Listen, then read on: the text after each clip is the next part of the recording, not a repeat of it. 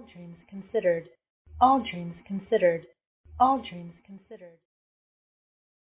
Hi, I'm Sarah. I'm from Garden Gate Hollow. We have a booth down there. I actually make oracle cards. So oracle cards are more so my wheelhouse, but I do tarot as well. So sum up, what I'm really here to tell you is you're doing stuff wrong. All of you have been reading wrong. Just that's it. Now you can leave. Good class. What I've noticed through a lot of things with readers, people who've been reading for a while, or even those who are brand new just picking up their first deck, is a lot of people seem to feel like there's specific rules you have to follow. If you're reading tarot, you have to follow these rules. This card means this. If I put it here, it means this. It only ever means this.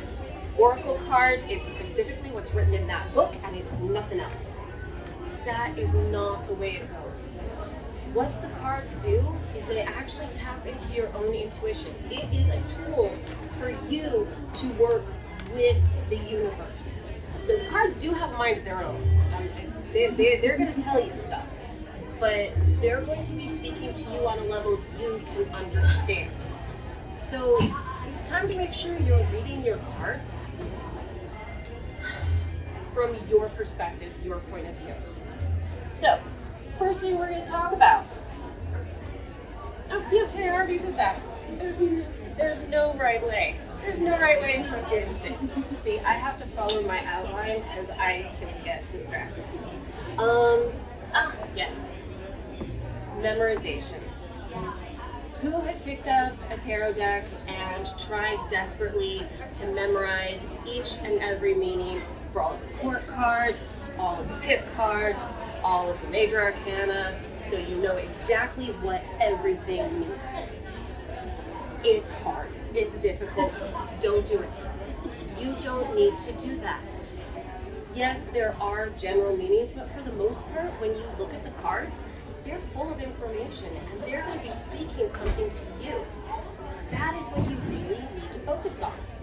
That is the thing. That is going to be a common theme that I'm going to keep saying over and over and over. And if you walk away with nothing else, it is trust your own intuition. It means what it means to you. That is going to be repeated over and over. Okay. That will help you work with reading cards for other people. See, it can be easier to read cards for yourself because you already know everything that's going on. Aha, not easy. I won't read for myself. Really? No. Are you specifically choosing not to? I just think I feel like I'm gonna either read something into it that's really not there, or I'm gonna ignore something that is. So I prefer not. I mean, I'll do like a one card pull or something just to kind of like feel the day or something. But like as far as like an actual reading, You can always ask the cards again, and if it gives you similar information, then you know. Be easy on yourself and trust yourself. When you start overanalyzing the cards and you start actually like reading deeper in, especially when we're reading for ourselves, we know what's going on with ourselves, and sometimes the cards say stuff we don't want to hear. So we're like, okay, actually, this probably has to do with this thing, and it's telling me this. It's definitely not this other obvious thing that it's definitely talking about. You need to listen to the actual cards, set aside yourself while trusting your intuition. I know that sounds like conflicting ideas, setting aside yourself and trusting your intuition, but basically get out of your head. Don't overthink it. Go with your initial impressions, your initial feelings. Trust that more than anything else. And then see where that opens and leads you to. Okay, so yeah, you don't need to memorize stuff. When you get oracle decks, like I said, I make oracle decks. I have a book that has all of the meanings of all of the cards. And yes, everything that I make is channeled, so I don't just sit down and say, okay, this card probably means something like this. I sit down, it's a process, I go through, okay, this card means this. And so I can write out exactly what's being fed to me, and then I write it down for all of you guys to not even look at. Because I very specifically say in my books, don't read this. Read this only if you feel like it. You don't have to read the book. So when you get oracle decks, I've actually fallen into that before. I have this beautiful deck. It's dragons and fairies and it's amazing. And it was one of my early decks before I learned some more stuff. And I would pull cards and I'm like, okay, I'm gonna open this book and read what this means. This makes no sense. I don't get this. It doesn't make sense. You don't have to read the book. The cards will communicate to you just what you feel they mean. I once was doing a reading and it was a woman and the card was a cow, which is about nurturing and getting nourishment, you know. But that's not what it meant in that reading. To her, it was the fact that she was pregnant and therefore it embodied that. And oh yeah, her husband was Hindu. So the cow was sacred. It was her sacred beauty while pregnant. That's what that card meant in that moment. Because the cards don't always mean the same thing every time you pull them. You have to be open to what they're telling you in that moment. Sometimes you're gonna get those little things that pop in your head and you're like, no, that is not what this card says it is. I have keywords here that say something else, so I'm going to ignore what I was just told. Don't ignore that. That's your intuition, that's the universe. Pay more attention to that than anything written on a card. I cannot emphasize that enough. Okay, let's see, what else do I have? Oh yes, I said don't memorize stuff, use cheat sheets. Here is a word from our sponsor at Inner Oasis. Welcome to Inner Oasis, Mind, Body, Spirit. We're in the heart of historic downtown McMinnville, and we offer you inspiration, tools, and gifts for the soul. I put a little cheat sheet in there for the Major Arcana and a couple of things for the court cards. There is absolutely no shame in pulling out your tarot decks or your Lenormand decks or anything and looking at a cheat sheet. That does not mean you are a bad card reader. That does not mean that you don't know what you're doing. You know what you're doing, and this is helping you secure everything. Because the more you read, the more you see those cheat sheets, the more it's going to connect the card with what that actually means. You're going to start to pull the same cards over and over. You're going to feel something when you pull them. It's going to mean something to you. So then when you actually do sit down, you're like, I actually need the cheat sheet. I know exactly what this is telling me. I got this. But there's no harm in using the cheat sheet. Like I said, that doesn't make you any less of a card reader. So if you're pulling runes, if you're pulling tarot, if you're pulling Norman, typically a lot of oracle cards you don't need a cheat sheet for because they tend to have their own words on them. So that's more by general feel. And if you are new at readings and stuff, I highly recommend getting stuff with the words printed on them. There's plenty of tarot decks out there that actually have keywords written on them. Those are great. They're wonderful. I highly recommend that. There's no shame in it. But don't use it as a crutch. If the cheat sheet says one thing, but your intuition is telling you another thing, go with your intuition. Don't go with what the words are written. Said we're going to keep coming back to that. Okay. Let's see. Where do you get these cheat sheets, right? You can make your own. You can go through the cards and see, okay, this one says to me this, and just write your own list if you feel like it. You can look them up online. There are plenty of people out there that have lots of them. I watched a video once where someone was saying, okay, I'm making this video because I just spent 2 hours watching a video on someone who said they were going to tell me all about the tarot card meanings, and I got all the way through and found out they were the wrong meanings. And my first thought was, wait, no, they weren't wrong. They just weren't what resonated with you. So she wanted to go back and do very specifically what is written on almost every single list and cheat sheet. The other person didn't have wrong. She may resonate better with the given list that came with the cards themselves. but that didn't make hers right and the other wrong. So you can make your own, like I said, or you can look them up online. Here's the key to if you're making your own, or if you're looking them up online. Go with the words, the key words that resonate with you.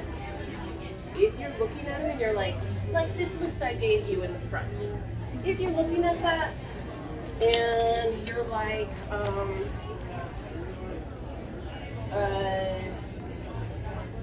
I can't come up with anything right now. But you're like, this card doesn't mean this. That doesn't sound right. Okay, fine. I'll withdraw it. There's no harm in that. Scratch stuff out. Get yourself a pen. Mark it up. It's wonderful. It's perfect.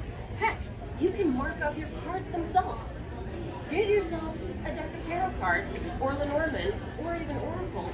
Yes, they're beautiful. Yes, someone else created the art, but make them your own. Draw on them. Write on them. Put the stuff on them that works for you. Because this is about your reading, your ability to read, how you are using these tools. And you guys are working together. You are working with the cards. So make them yours. There is nothing wrong. You're not insulting the cards. Well, you may want to ask them first, but you're not going to insult the cards. You're not going to have some reader come up to you and clutch their pearls because, oh my, how could you deface these beautiful cards? No, they're yours. You do with them. It's good. I made a note about reversals. Because when you're reading, a lot of times you need to double the meanings. So you learn the upright meaning and you learn the reverse meaning. I'll tell you one thing, in my practice, I don't do reversals. Everything stays upright. I make sure my cards know. I'm like, okay, I'm reading you guys, no reversies. They know by now. They don't try to give me those. They know if they throw me a reverse, it's getting flipped. I only had one time recently where the cards actually yelled at me that I had to keep it reversed and figure it out on my own. And so I did. Because that happens sometimes. And I'm totally aware how insane I sound when I talk about the cards talking to me. I'm aware of that. But it's a thing. Okay. Yes. I already went over this, but I'm going to go over it again because it's very important. Flexibility. When you're interpreting the cards, you need to maintain flexibility. Like I said, being rigid with your readings doesn't help. I actually, let's see, no, I don't have anything over here. One thing that I have experienced frequently with my personal connection to spirit and how it speaks to me for how I interpret things is I am a pop culture geek, and I will frequently get song lyrics, movie scenes, anything like that just popping into my head, and it's like, okay, that's what this means here. So you've got to maintain flexibility. Sometimes it's just maybe an image on the card that triggers something and it doesn't work with the words. Get over the key words. Get over it. It's all about how you are seeing it. Don't overanalyze it. Allow yourself to relax and just let it be. I'm not going to jump ahead of myself because I was about to. I think I'm getting that over here, and I've already done that. Reining it in, Sarah. Okay. But yes, flexibility is important. The cards don't always mean exactly what you think they mean, and allow them to present their meaning to you. I know that sounds like a very abstract concept, but when you're sitting with them, you'll understand. I mean, like I said, I had a show of hands of how many people are card readers, so you should understand being able to sit with the cards and have them speak to you and have those little bits and understand what it means. Okay, cool. Yay, moving on. Shuffling. The age-old question, what is the right way to shuffle? Any ideas? however works for you. You got it. There is no right way to shuffle. There's no wrong way to shuffle. You can put them on the table and spread them out like that. You can have your querent, put them on the table and spread them out like that. My favorite thing is just doing a plain old riffle shuffle. My cards are used to that. It's great. I feel sometimes like, I'm a poker dealer. Not as cool as that. No one's throwing me chips, but it works. But my husband, it actually drives me nuts. I have to let go and recognize that he's reading them his way. He does a bridge shuffle. And I'm like, dude, you're gonna get half my cards upside down. But that's when I remember I already talked to them about no reverses. So if they end up upside down, then I just write them back up. So yeah, you've got people who do the overhand. You do them until they fall out, and that's how it is. Okay. Drawing the cards. Well, how I like to do it is I do my riffle shuffle, and then I'll do a little bit of an overhand, and then I stop when I feel like it's ready to stop. Because you're working with the cards. You need to let them kind of, you need to like, okay, yeah, now I need to stop. This is it. And my cards work with me just pulling straight off the top. Some people will do the split it into like 3 piles and pull from there. You can draw the cards. You can have your queer and draw the cards. However you want to do it, there is no wrong way. There is no right way. It's just what works for you. That's what we keep going back to. And we will not stop going back to that because every reader has their own connection to the cards and spirit. Okay.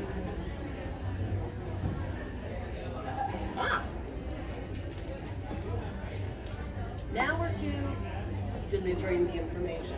Hey, I'm cruising through this. We'll have time for plenty of questions. If you guys do have any questions while I'm going that you just can't hold on to, feel free to ask, shout them out, whatever. I'm not going to lose my roll. I might lose my roll, but I'll find it again. Okay, so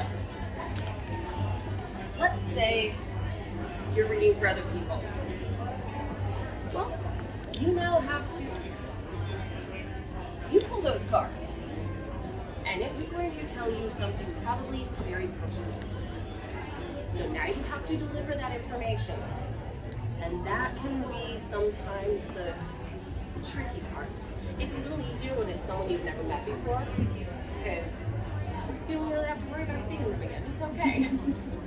But I'm going to tell you the best thing to do is just be honest. The cards are telling you something, whatever they're saying, it's what someone needs to hear. Now, you don't have to be blunt and rude and tactless about it. You can find a nice way to spin it, to give the information without being cruel. That's where you kind of have to hone your delivery methods in. And that takes some practice, but the key thing is that information is coming through for a reason. There's no point in super sugarcoating things. Be honest. Kind of sucks. But otherwise, you're going to be lying to people, and if they need to know the hard truths, they need to know the hard truths. Okay. Oh, yeah, here's another thing actually.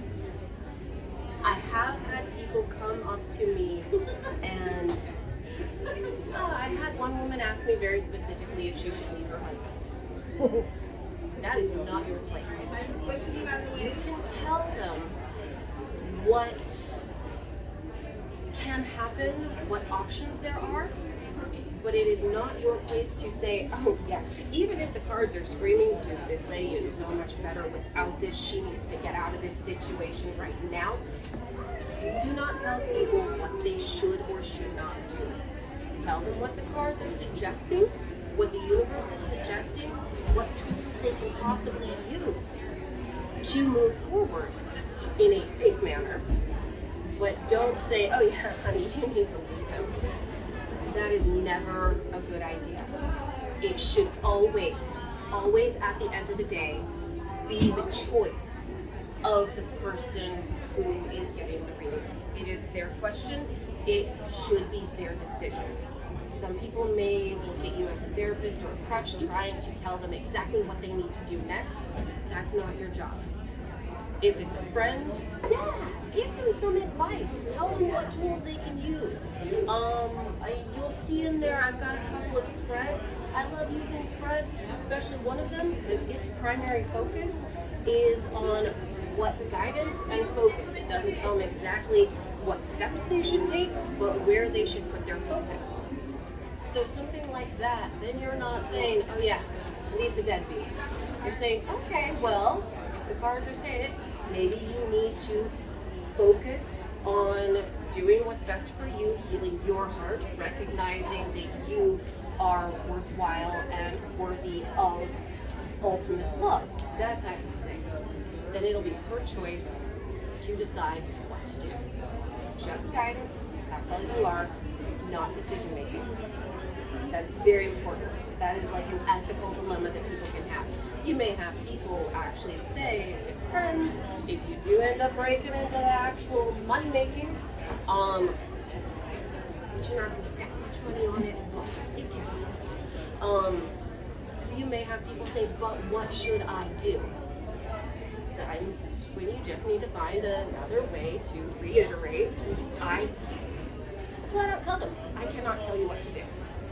I cannot tell you what to do. This is your decision. It is okay to say that, because people need to know at the end of the day, this is just some guidance. Yeah, the cards are going to be telling you probably what you should be doing, and it's your choice to listen or not, especially if you're reading for yourself, because we tend to get in a headspace and just ignore it or dismiss it. But it's their choice, they need to move forward. Okay, yeah. Next. Yes. So now we're going to get into how do you start with the whole reading for other people, making even money off of it? Well, the primary response to that is just do it. You just have to start reading. You may never feel ready to take that step. You may never feel like, okay, yeah, I know what I'm doing. I'm totally great with this. I am the most confident person in the world. I can go out there, I can pull the cards, and I can give people what they need. You may never feel like that. I frequently feel like, oh dear, am I actually giving people the right information? Don't worry, I am. I trust it. But you're always going to possibly have those moments of doubt. And if you're waiting to be perfectly ready, like having everything memorized, having your delivery perfected, then you may never take that step. And those are barriers you're kind of putting in your own path. So you just need to make the choice to step over that barrier and say, I may stumble a bit. I may not deliver this information in the best way. Hey, I may even misread a card and have to go back and correct myself. That is okay. It is all perfectly okay, because the more you do it, the more natural it will become. The more connection you will have with your cards. Remember, first thing you do, has anyone purchased an oracle deck or a tarot deck here today? Today? Oh, you did. Perfect. See, you haven't messed with it yet. No. So the first thing you should, is it a tarot oracle? Yes. The first thing you should do is just sit down, introduce yourself, and pull some cards and see what it says. Yeah. No. Don't overthink it. That's what you guys need to do. Just pull the cards and see what they say without overthinking it. And the more you do that, the more connection you will get.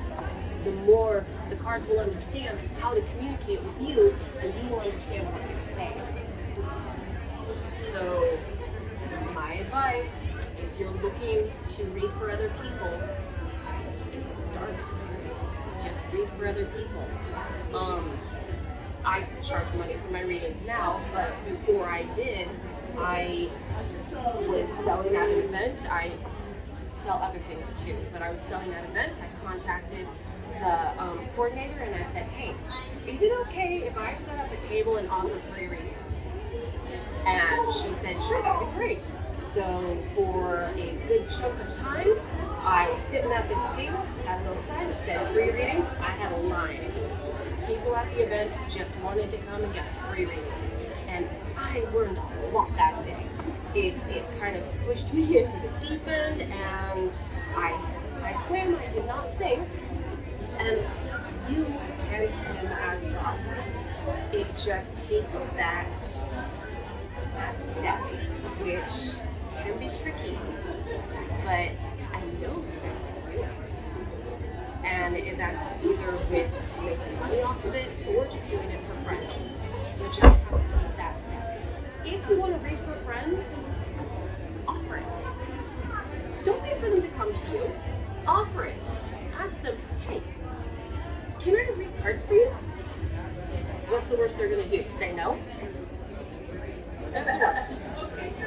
Say, are you insane? They may say that. But chances are, if they're actually real friends, they will just either say no or yes. Just keep doing it. Keep reading, keep offering. That is the best way to really, really, really gain the knowledge is through that experience. You can sit and study your cards, you can sit and study the book, but it's actually doing it that allows you to understand. And that's the key. Oh, I forgot. See, this is why I make notes. Because I forgot. One other thing I used to do before I really felt comfortable actually reading for people, because it took a lot to get out of my own head. I'm still in my head. Is take your cards. You got your cards. Does anyone else have actual cards with them today? Okay. So around here, take out your cards. Pick a person. Any person. Stranger. Someone you don't know. Pull some cards for them. Shuffle and pull and see what they say. Do reading for some person, for some stranger. You don't have to tell them about it. You don't have to say a thing. You're just doing it for yourself. Now, yeah, you know something about someone else, but Just like see somebody across the room and go, yeah, exactly. It's like, no, I was going to yeah. Cards told me. But that is a non-invasive way, non-intrusive way to get to know your cards more and to get that experience. Is just, like I said, go to a park, pick a person, just pull some cards and see what it says. That also allows you not to have to overthink, because it's just going to be whatever is presented to you. When you are reading for someone else, one tactic I frequently use is I check in to make sure we're all on the same page. Because you can be sitting there saying, okay, this means this, so what I'm getting is that you have this going on in your life, and this is possibly causing it. I'll stop and I'll say, does that make sense? It's okay to ask people questions about the reading. It keeps you guys on the same page. It doesn't mean that you're not very good if you can't do it without any information. No, ask questions. It helps people get a better understanding and a better reading. Because then you can really narrow down exactly what it is they have going on and how you can help them. So ask the question.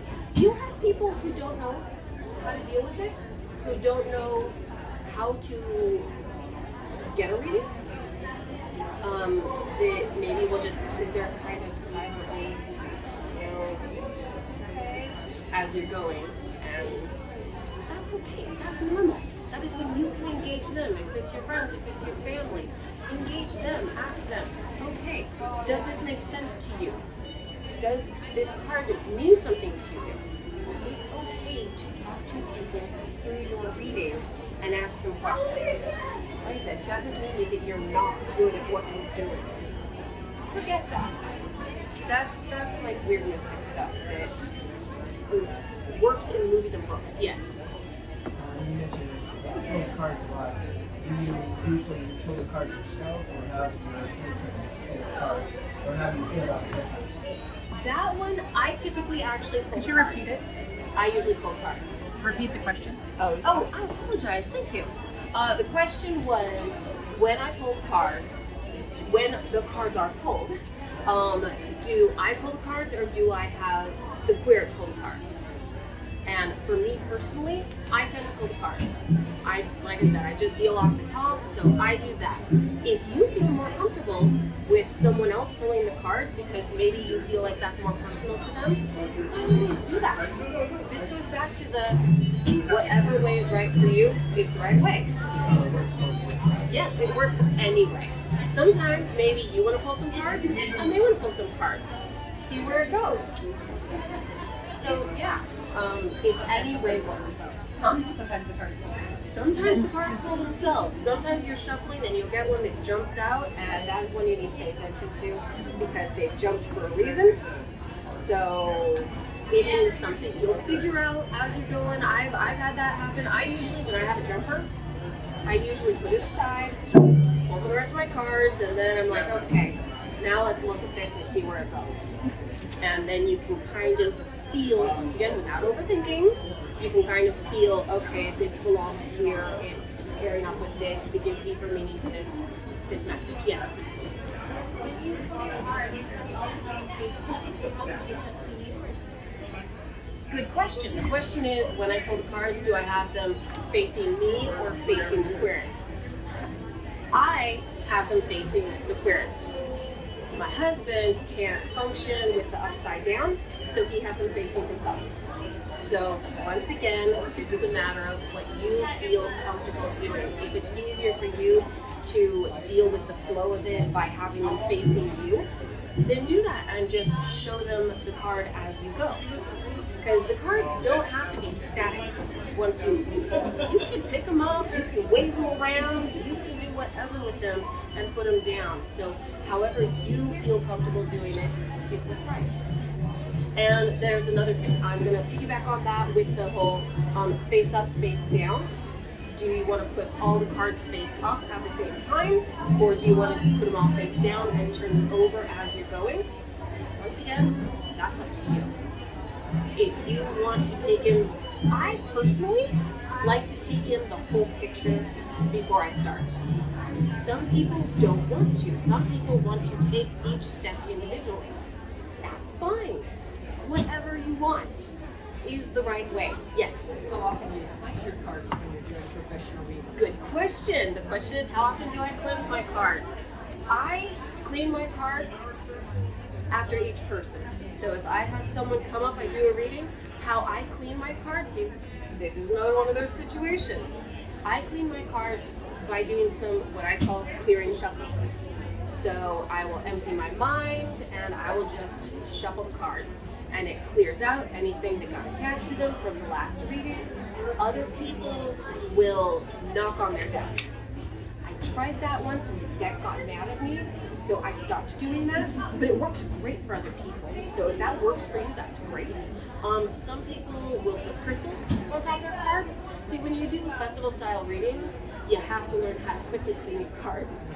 So there are ways, and like I said, my favorite one is just the cleansing shuffles. And I clean them every single time someone reads. Yes? Yes, how do you know your deck is mad at you? What were your examples? I personally, how I got it was, Question? I knocked, oh sorry, how did I know my deck was mad at me? Because I knocked on it, I said it was mad at me. How did I know it was mad? I personally got a sudden tight feeling like I had done something wrong. It was that dread and tightness and like, okay, I'm not gonna do that again. I am presuming it was the deck because they do have personalities. They do, and they will interact with you if you let them. Some decks may not resonate with you. Be ready for that. You may see beautiful. Oh, yep. You may see a beautiful deck that is like right up your alley, and it's perfect, and it's amazing, and it's wonderful, and oh, the artwork is so beautiful. And then you get it, and you go to shuffle it, and you pull cards, and it's basically like, well, It doesn't work. that happens I'm sorry, but that happens. The best thing you can do in a situation like that is pass the deck along. Bring it to the trade table. Bring it to the trade table, give it to a friend, or if you're a collector, just put it up on your shelf and recognize you got it for the art.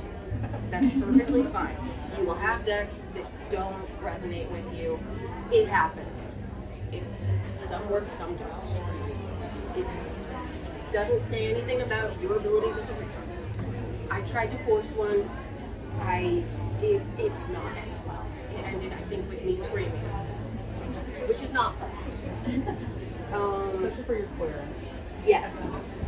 Yes. Okay. Got the last thing on my notes. To use spreads. Or not to use spreads.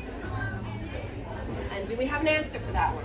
Whether you should use spreads or not use spreads. Whatever works for you. Exactly, whatever works for you. Because at the end of the day, it's all about you, each of you individually. So got some pros and cons about those. I prefer to use spreads. That's primarily because I do a lot of festival style readings and it allows me to quickly understand basics of what the cards are trying to tell me. Because, like I said, I've got a couple spreads in there for you. When I lay those out, real quick, if you are planning on using spreads, make sure you communicate to your cards. I am going to use this spread.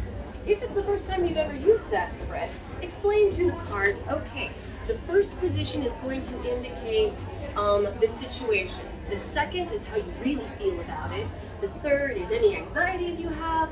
The fifth is, and so on and so forth, so that the cards completely understand. Don't take that for granted. You may get a weird reading because it may be used to doing something else. I use spreads because I can quickly lay out the cards and understand immediately if I have that keys to me. If the anxiety card is like joy, if I've got joy there, then I know, oh wait, this is not actually a good thing. This is causing issues, so maybe you're having issues with feeling the joy. You're anxious that you're not going to have the joy and the fun and the happiness about it. So it quickly allows that card to really give you more information about what it actually means. So that is why I personally use spreads. It gives me a little deeper information on what the cards mean without having to pull more and more clarifying things. Now, there are some people who don't like using spreads. They feel it restricts them. And that's okay. You can just pull out the cards and let them present themselves to you, how you are interpreting it and how you are feeling about it. That does mean that you are going to have to dig deep into your intuition to understand, and that's a beautiful thing. That's wonderful and terrific. If that is the way you guys want to do it, then by all means, do that. It's great. I'm not going to criticize you, as long as you don't criticize me for using spreads. Okay, I think that's all I have written down. If I spoke too fast, I apologize. Now, any other questions or thoughts or whatnot? Where's the 3 on this spread? What? I see a 1, a 2, a 4, and a 5. 3 is missing. Oh, it got cut off. Oh. It's supposed to be over here on the other side of the 5. I apologize. So, in looking at the tree of life, you've got on one side a 5, the other side is supposed to be 3. I apologize for that. That is an oversight. I was wondering that. Thank you for asking. Yes. I've done readings for a long, long time. Yeah. Friends of friends, people who come over. After a while, I found it exhausting and emotionally draining. Yes. What do you recommend for fortifying yourself for repetitive readings as well as the rough ones? Because I think I've had some rough ones and you just feel exhausted. Readings, okay, the question is, if you do a lot of readings, how do you fortify yourself for the exhaustion that comes with it? Yes, which I'm going to guess most readers would probably ask because we get drawn to that. It's kind of a thing. So my primary thing that I use is, first off, beforehand, check in, set up your shields. You don't want to shield everything off because you need to be able to get information, but set up your shields so that can support you a little bit. I wear specific jewelry intended to shake off any of the toxic, negative stuff that I don't need. It is also okay to take a break from your readings and go hug a tree. Okay. Take those breaks. Just because you've got people coming, you've got a line or anything, or because there are more people I need to help. No. Stop. Walk away for your own sanity and just take your break. Sit down, have a cup of tea. Like I said, go hug a tree, go put your feet in dirt, ground to get rid of any of that excess energy. Another thing that I have at my booth is I call him Big Daddy. I've got an obsidian about that big that I always keep under my table, so it absorbs anything that I don't want. And I do not do events without him. He's amazing. Did cut my husband once because he dropped him, but that's another story. And then you also have to deal with the fact that you are going to get exhausted. And you can say no. You can say.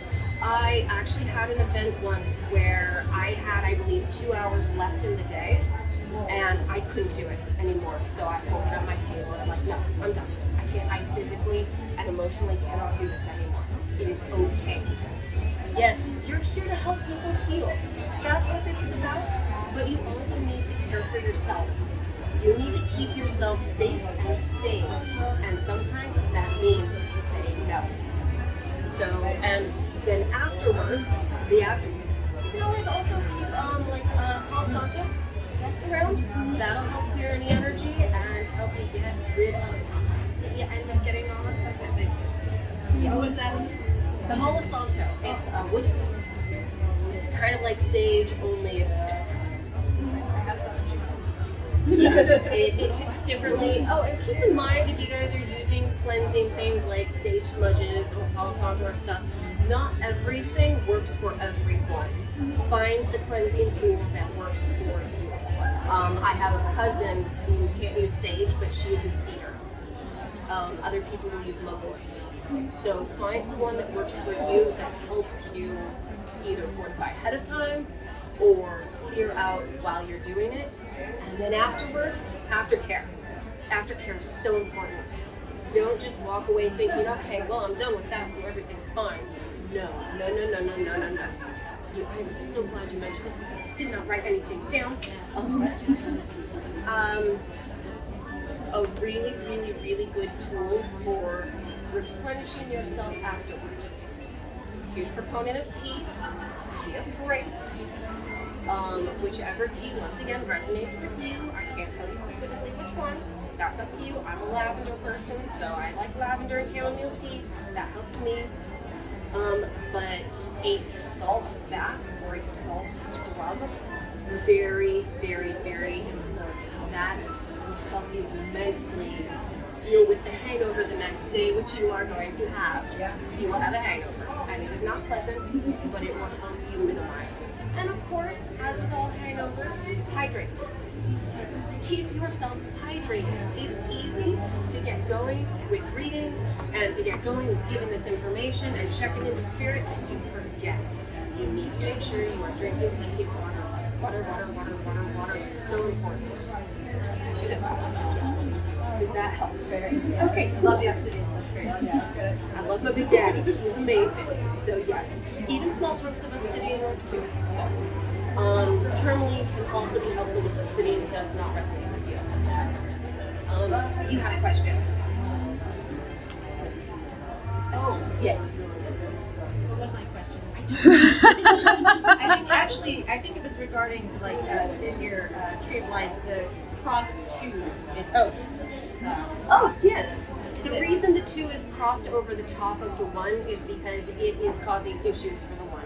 So it's kind of like the It's a hindrance. It's a hindrance. It's Okay. what is not allowing the issue to really progress. It is a conflict. So that's why I like laying it right over the top of that one, so it lets me know this is causing problems. This is stopping this from moving. So that's why that's there. Okay. Yes. Numerous different types of divination. You use other types, like many different types of divination. You use other types like shamans, pendulums. Good question. Okay. So the question is, there's lots of different types of divination tools out there, and what type of stuff do I use? I have never had luck with scrying mirrors. I have tried.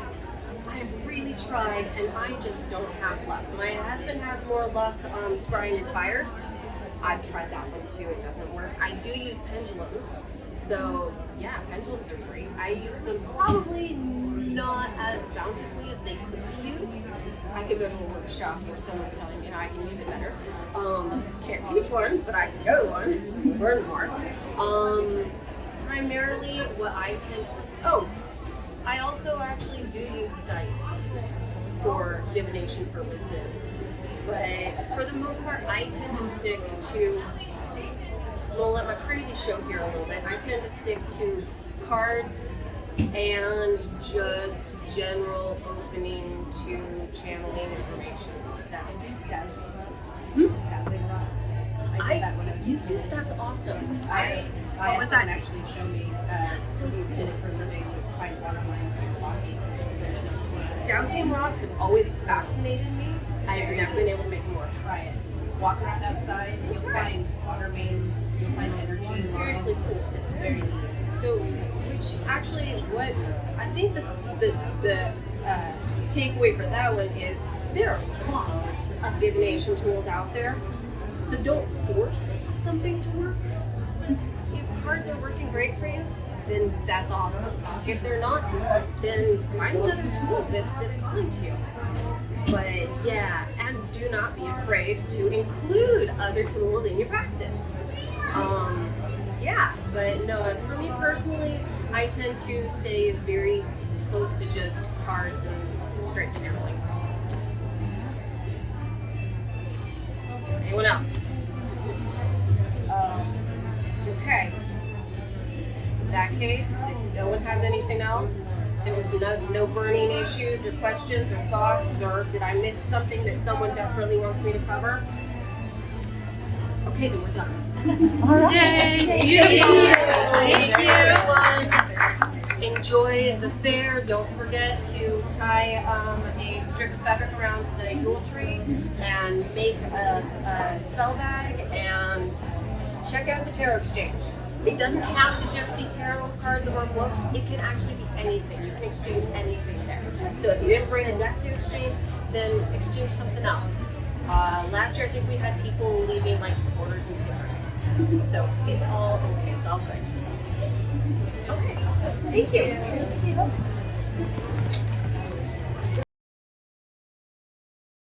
All dreams considered. All dreams considered. All dreams considered.